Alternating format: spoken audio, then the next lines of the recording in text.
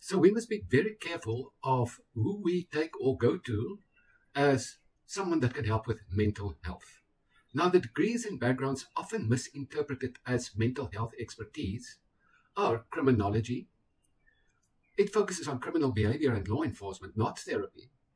Business coaching, executive coaching, because that focuses on professional development and not mental health.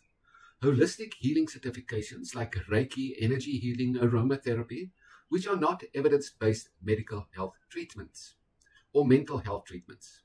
Neuro-linguistic programming, NLP certification, is a controversial and often criticized approach to behavior modification. Religious or spiritual counseling sometimes are presented as mental health counseling without psychological training, which is dangerous. Motivational speaking experience.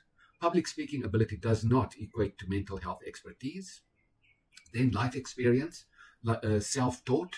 Personal growth does not replace formal clinical knowledge of mental illnesses.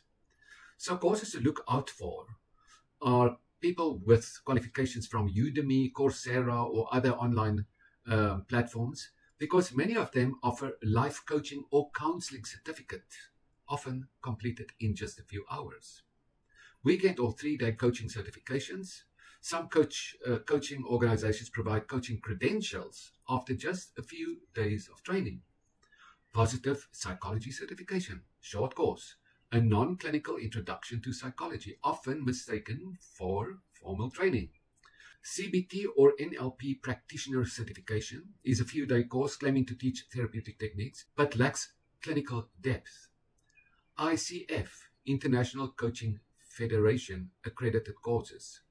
Though more rigorous than others, still not equivalent to formal psychology or therapy training.